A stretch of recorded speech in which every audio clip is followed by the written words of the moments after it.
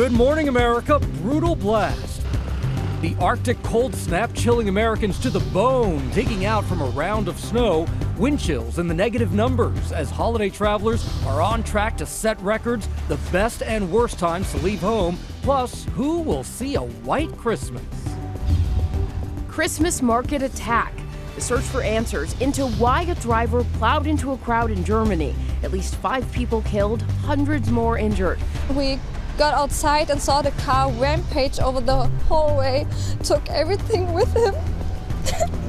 Witnesses describing the horrifying scene as we learn more about the suspect. Facing a judge, Luigi Mangione due in court Monday to answer to New York State murder and terrorism charges for allegedly gunning down the CEO of United Healthcare. A look at what investigators say is the evidence against him. Hollywood feud. Actress Blake Lively filing a complaint against It Ends With Us co-star and director Justin Baldoni, alleging sexual harassment and orchestrating a smear campaign against her. What Baldoni's attorney is saying this morning. I might hurt a little, I might work a lot. And football frenzy. The busy roster of games overnight. Touchdown, Ohio State strikes first. Capping the first round of the college football playoff. The bowl games now set. Plus, the rare Saturday showing in the NFL. All the highlights ahead. Live from ABC News in New York, this is Good Morning America.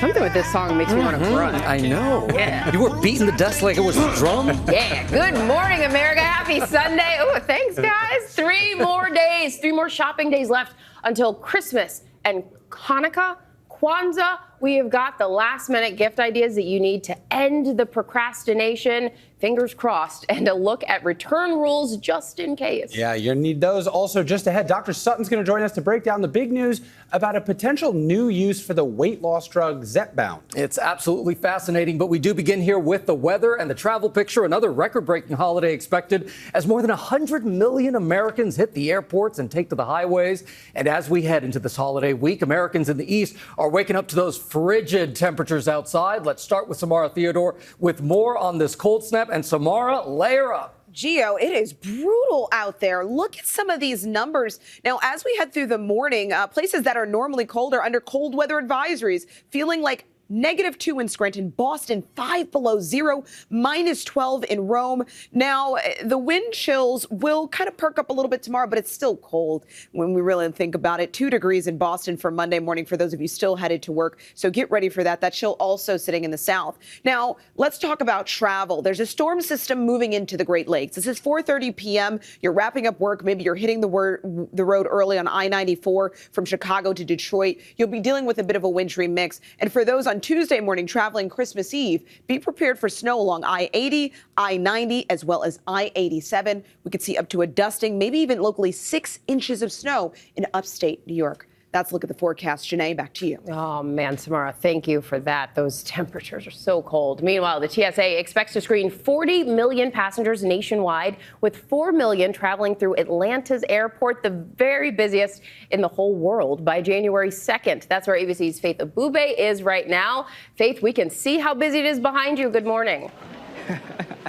And good morning to you, Jenny. People are whipping by quickly, going through the security checkpoints here. It's been a busy morning here on average. It's taking people about 30 minutes or so to get through the main security checkpoint. And it could be the busiest ever end-of-year holiday travel crush at the airports and on the roads across the country. Nearly 120 million people are expected to travel about 50 miles or more from home over the next several days. In fact, United even added hundreds of new flights just to meet the demand. And Southwest is saying they could fly more than 500,000 people today alone. Now, what we're seeing in terms of the numbers, it could end up being a 6.2% increase at TSA checkpoints by the time all of this is over the next several days. But AAA says the majority of people are actually not flying. They're not at the airports. The majority of people who are traveling this holiday season are actually opting to drive, taking advantage of the downward trend we've been seeing in the gas prices there. Right now, the national average is about $3 a gallon. And so beating the traffic on the roads this holiday season season will take some planning. Usually the mornings are better. Today specifically, you want to leave before noon. The worst travel times in terms of heavy traffic will be between 3 p.m. and 8 p.m. today. Now, if you want to avoid even more traffic, perhaps maybe you wait until Christmas Eve or even Christmas Day to leave, because a lot of people would have already started their celebrations. They'll be indoors and the roads could open up for you all the way to Grandma's house. Will? Good advice. No matter where you're going, pack your patience. Faith Abube, thank you so much for that. Turning now to the deadly police pursuit that authorities say led to a crash inside a Texas mall overnight. ABC's Zoreen Shah has those details. Zoreen, good morning. Will, a terrifying incident at the mall on Super Saturday, a busy shopping day before Christmas. 5 people injured, ranging from 6 to 75 years old. The suspect shot dead by police. This morning, the urgent investigation into what led up to horror at a Texas mall. A driver smashing into this JCPenney during a police chase, injuring 5 people. I need you all en route to the Killeen Mall near Penny's. Mass casualty. At around 5 p.m. Saturday, authorities say a Texas highway patrol trooper tried stopping a possible DWI driver racing on a highway. The driver not stopping, instead speeding toward the Killeen Mall, packed with holiday shoppers. The man then driving through the glass doors of this JCPenney, according to officials, plowing into the store and running people over inside. Throughout the mall, confusion and chaos as shoppers ran outside for safety. Everybody got up from the table, started running to the door. That's what I did and went out. The suspect killed by a DPS trooper. 3 deputies already at the mall already opened fire. One was working an off-duty gig for security here in the mall, and the other 2 were off duty with their families. So that's why, officers who carry guns were off duty, because you never know what's going to happen. 4 people were taken to the hospital. 1 took themselves to the ER. The injuries ranging from minor to severe. Now, there were some initial reports of a possible active shooter, but officials stress that was not the case. Only the suspect was shot. Gio. What a scary situation there. All right, Zoreen, thank you so much. Now to the search for answers into that horrifying scene at a holiday market in Germany. A car plowing into a crowd, killing 5 people and injuring 200. ABC's Tom Sufi-Burge is there in Magdeburg with the latest now. Tom, good morning to you. Good morning, Gio. Yeah, now we can show you the view right down into that Christmas market, the scene of that attack. The suspect using that car to drive up in this direction, right through this area. You can imagine it would have been packed with families on Friday night. Police saying the attack lasted just 3 minutes. And this morning, a German official confirming the identity of the suspect. This morning, a sea of tributes to the killed and injured in that horrific car ramming attack in Magdeburg, Germany on Friday night, as we learn new details about the suspected driver. German official confirming to ABC News that 50-year-old Taleb al-Abdelmohsen, who moved to Germany from Saudi Arabia in 2006, appeared in court on Saturday. In a statement, German police said a judge had placed the suspect in pre-trial detention for the alleged murder of 5 people, including a 9-year-old boy, as well as multiple accounts of attempted murder and grievous bodily harm. On Saturday, Germany's interior minister saying the suspect had, quote, Islamophobic views, and a local prosecutor confirming a social media account believed to belong to the suspect is a part of the investigation. It includes posts that engage in conspiracy theories and unfounded claims about the German authorities. German officials saying a motive is still unclear, but said the suspect's psychological state is being examined. At the scene of the attack, I met Shirin, a local nurse who was at the Christmas market with her young daughter when that car plowed through the crowd. She performed CPR on some of the survivors. We felt the car, it was so fast, we felt the hate in the car, and then we got outside and saw the car rampage over the hallway, took everything with him.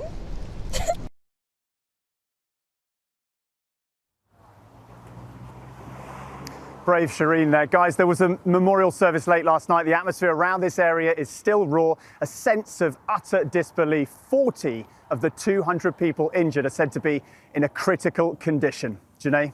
Tom, it is an unbelievable story. That woman's interview is heartbreaking, but you're telling this story with so much heart, and we appreciate you for that. Back here at home now to Washington, in the last-minute funding bill that keeps the government running into the start of President-elect Trump's new term. But what's in the bill? So let's find out from ABC's Mary Alice Parks. Mary Alice, good morning. Break it down for us. Yeah, Janae, good morning. Millions of federal workers, members of the military, breathing a sigh of relief knowing that their pay will not be interrupted this holiday. President Biden signed that funding bill Saturday to make sure the government would stay open. The whole saga really revealing the limits of President-elect Trump's hold on some Republicans in Congress who are adamant against taking on more debt, and foreshadowed some real challenges he might face passing his agenda in the new year. It will only take 2 or 3 Republicans to block anything. The margins are so slim. Now, the final bill funds the government until March. It included $100 billion in disaster aid to places hit so hard by fires and storms, a 1-year extension of the federal farm bill, and $10 billion in direct assistance to farmers. Now, it did not include several policies that had been carefully negotiated between Democrats and Republicans for months, for vocational training, substance abuse treatment, protections for rural broadband, and some tough new proposals around China. All of that scrapped at the 11th hour because Elon Musk really had railed against it. A lot of Democrats this morning just blasting Republicans for letting Musk have so much sway, asking if the richest man on earth is going to have to sign off on every piece of legislation that they negotiate. And some Republicans asking if Speaker Mike Johnson should be replaced after the chaos of this week. Well, a lot more twists and turns surely ahead. Mary Alice Parks in Washington, thank you. Now to Luigi Mangione. The man accused of killing healthcare CEO Brian Thompson is due in court again tomorrow. ABC's Phil Lipoff is here with those details. Phil, good morning to you. Well, good morning to you. Luigi Mangione, as you say, will face New York State murder and terrorism charges tomorrow morning in a Manhattan courtroom. Police say the 26-year-old ambushed and then gunned down United Healthcare CEO Brian Thompson on a New York City street as Thompson walked into an investors conference. This happened earlier this month. Since then, prosecutors say they have tied Mangione's fingerprints to a phone and other evidence at the murder scene. He was taken into custody in Altoona, Pennsylvania, days after the murder and an intense manhunt. Investigators say he was carrying the gun used to kill Thompson, a passport, fake IDs, and cash when he was arrested. On Thursday, Mangione waived extradition in Pennsylvania and was immediately taken into NYPD custody and flown to Manhattan. It was a huge show of force waiting as he got off that plane. Dozens of heavily armed police officers, even New York City Mayor Eric Adams was there. Initially, his attorney says there was some confusion, at least on her part. She thought he would be facing state charges of murder in the first degree with a furtherance of terrorism. But the federal government charged him with 4 charges, including murder as well. So he was taken to federal court first. If found guilty on the federal charges, Mangione could face the death penalty. He faces life in prison on the state charges. Gio? The nation watching every detail of the story, Phil. Thank you so much for that. We're going to turn now to that major medical headline, the new treatment for obstructive sleep apnea. It's a condition affecting millions of Americans, of course. And joining us to break it all down is ABC News medical correspondent Dr. Darian Sutton. Good morning to you. So let's talk about this because we have Zepbound. It was already FDA approved for weight loss. Yep. Now FDA approved for sleep apnea. It's pretty surprising, right? It's surprising, and it's also the first of its kind. There is no medication that exists that has been approved to treat sleep apnea. And just to help everyone understand, sleep apnea is so much more than just heavy snoring. These are periods of time when you're not breathing, without oxygen, and not treated. That increases your risk of diabetes, heart disease, dementia, and it's even been associated to a shortened lifespan. Now, on Friday, FDA has approved Zepbound to treat those with obesity and sleep apnea. In these studies, up to 40% of patients had full resolution of their symptoms and diagnosis, effectively a cure. Oh my gosh. So what could this mean for insurance coverage and Medicare? This is an ongoing conversation. When you talk about these injectable weight loss medications, Zepbound, same active ingredient as Mounjaro, similar to Ozempic, insurance companies often cover for the treatment of diabetes. It's been around for more than 20 years, but not often for weight loss. And so likely cost is a big factor here. More than $1,000 a month, more than 40% of Americans are considered obese. And also when you think about it federally, Medicare, Medicaid, the Biden administration has proposed a proposal to cover the treatment of weight weight loss, but that decision will be pending on the Trump administration. Cost is still a big factor here. The CMS, the Center for Medicaid and Medicare Services, estimates it can cost up to $30 billion over a 10-year period. But it's important to note that the CDC cites obesity-related health conditions cost more than $170 billion a year. Wow. So there's certainly a healthy argument for discussion here. Absolutely. Healthy argument. Thank you so much, Dr. Sutton, for being with us. Always a pleasure. Now to our holiday countdown. 1, 2, 3 days left to shop. So we have some last-minute deals and the lowdown on returns. ABC's Alexis Christoforous joins us. Alexis, my vacuum cleaner is arriving on Monday. You got a great deal on that, too. Thank you very much. I'm happy for you. Look, it is crunch time. 1, 2, 3. You said it, 3 days left, but you can still find the perfect present and save some money in the process. How about that? So Macy's big holiday countdown sale is going strong. We found this 14-piece knife block set now just $90. That's down from $286.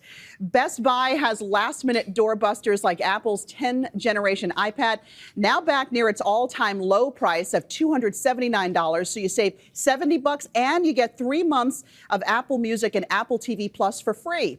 And Nordstrom is having its half-year sale with up to 60% off. We found these Tyra knee-high boots for about $69, marked down from around $180. So, Janae, you can put that one in your cart, too. But at this point, you're going to have to pay a premium for shipping at most major retailers to get your gifts on time. Or you can, of course, buy online and then pick up in store for free. You can also skip the stores and the shipping altogether and go electronic. Subscriptions to streaming services are popular, like Netflix, Spotify, our parent company, Disney Plus. They all make great gifts that can be sent right to their inbox. That is a good idea. And our producer, Ari, just told me that a viewer called the producers yesterday to ask about that vacuum cleaner. So at least 2 homes are going to be clean thanks to you, Alexis. Awesome. Also, lots of changes to return policies this year. What do we need to know? Yeah, so as you head out to the stores or shop online, you definitely want to check with the specific retailer because some have shorter return windows this year. For example, Target's holiday return policy, it's 5 weeks shorter. So items purchased between November 7th and Christmas Eve must be returned by January 24th. Others are making you pay to mail your return. Remember those days? Macy's is charging $9.99 unless you're a Star Rewards member. And retailers like Best Buy and Amazon, they're tacking on restocking fees for some electronics. And be sure to keep your receipts this year. A lot of retailers now requiring them for returns. Guys? Well, don't you worry, Alexis. Janae knows I keep those receipts. I was going to say someone knows something about returns. Thank you, my friend. Appreciate you. All right, let's go to football now because it is in full force this weekend. College playoff games coinciding with NFL action, making it hard to get off the couch. ABC's Perry Russum has a roundup for us this morning. Good morning, Perry. Gio, good morning to you. Yeah, I think I left a divot in the couch from not moving yesterday. We had the two football worlds colliding for a rare Saturday of NFL and college games. Round one of this new playoff format for college football. A downfield shot on first down for the end zone. Touchdown, Ohio State strikes first. Overnight, Ohio State becoming the final team to make it to the second round of the college football playoffs. Touchdown, Ohio State. They're 3 for 3. The Buckeyes blasting ahead to a 21-0 lead against Tennessee and never looking back. Texas hosting Clemson, a major day for Texas on the ground. Into the end zone, another Texas touchdown. Quintravion Wisner with 2 touchdowns and his fellow running back Jaden Blue with 2 more. Blue inside the 10, all the way for the Texas touchdown. 77 yards. Texas goes to the second round. SMU visiting Penn State in Happy Valley. The Nittany Lions with 3 interceptions on the day. Picked off again. Throws another pick. 2 returned for touchdowns. Penn State overwhelms SMU and wins. In the NFL, 2 AFC matchups on a rare Saturday of games. The Baltimore Ravens hosting the Pittsburgh Steelers. Wilson to throw. Cordero Patterson tying the game with his bobbling grab in the end zone that he helped secure with his thighs. But Marlon Humphrey secures the game for the Ravens with an interception in the fourth quarter. Ravens clinch a spot in the playoffs. The Kansas City Chiefs taking on the Houston Texans, both teams already in the playoffs. Caught in the bucket for Dell on the touchdown. Early second half, Tank Dell with a touchdown, but grabs his knee right away after colliding with his teammate. Dell carted off the field. Texans lose Dell and the game. And then with that, when the Chiefs stay the #1 seed in the AFC, they could clinch that today if the Bills lose. We have 12 games today, some with playoff implications. Packers can clinch a spot with the win tomorrow night against the Saints. That game is on ESPN and ABC. And a pro tip, flip the cushion. They'll never know how long you sat there, guys. That is so funny. That is a great tip, Harry. Thank you for that. I was in the same boat as you, and I will be again today. Speaking of Monday Night Football, we do not have Who's with Herm today, but we do want to get on record with your picks. Herm and Whit are going with the 10-4 Packers over the Saints. Janae, Gio, who do you have? Gio, you go first. I'm going with the Packers. Oh, right, because Will told you to. Yes. And he said, but if you wanted to be friends with Robin, you could say the same. The Saints. Love you, Robin, but Packers. Yeah, okay, we got Packers here putting on the cheeseheads. To some sad news from the sports world. Baseball has lost an all-time great. Hall of Famer, 10-time All-Star, and all-time stolen base king Rickey Henderson has died at the age of 65. The family did not announce a cause of death, but did thank the doctors and nurses at UCSF Hospital, which they said cared for Henderson with, quote, dedication and compassion. Henderson played for 9 different clubs during his 25-season career. It spanned 4 decades. From 1979 to 2003, he spent most of that time with the Oakland A's. He stole a major league record, 1,406 bases. He holds the all-time record for runs scored. Baseball Commissioner Rob Manfred calling Henderson the gold standard of base stealing and leadoff hitting. Henderson would have been 66 on Christmas Day, guys. Yeah. Sending love to his family. An all-time legend with a lot of swag, as they would say today. Love that. Yeah. Thank you, Will. Still coming up here on GMA, Hollywood feud. Why actress Blake Lively is taking legal action against former co-star and director Justin Baldoni. You don't want to miss this. We'll be right back here on GMA. We begin this half hour with actress Blake Lively taking legal action against Justin Baldoni, her co-star and director of the movie It Ends With Us. Lively accusing Baldoni of sexual harassment on set and also alleging he waged a smear campaign aimed at damaging her reputation. ABC's Morgan Norwood is here with the details of the complaint. Morgan, this all came out yesterday and it went from 0 to 100. Really, very real quick. And a lot of people are talking about this, Shanae, because Blake Lively says Baldoni allegedly added extra sex scenes and discussed his personal, intimate life with her. And that when she raised concerns, he tried to silence her. This morning, Baldoni's team, they're firing back and calling these claims false. I thought we were friends. We are friends. It was the film that captivated audiences with its raw emotion. He knows it was an accident, and I told him it was an accident. And this morning, Blake Lively accusing It Ends With Us director and co-star Justin Baldoni of sexual harassment and a smear campaign to destroy her reputation.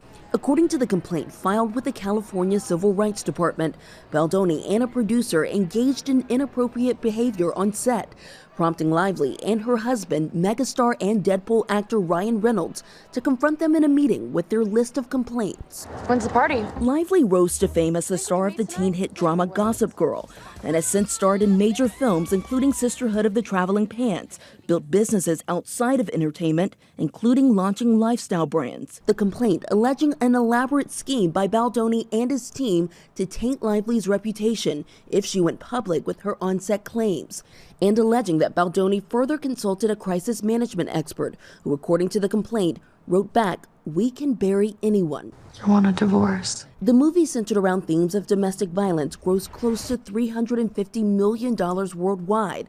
And Lively claims director Baldoni inserted improvised gratuitous sexual content and/or scenes, adding none of this was remotely in character or based on any dialogue in the script. Baldoni's attorney firing back in a statement saying these claims are completely false, outrageous, and intentionally salacious, adding the studio proactively hired a crisis manager due to the multiple demands and threats made by Miss Lively during production.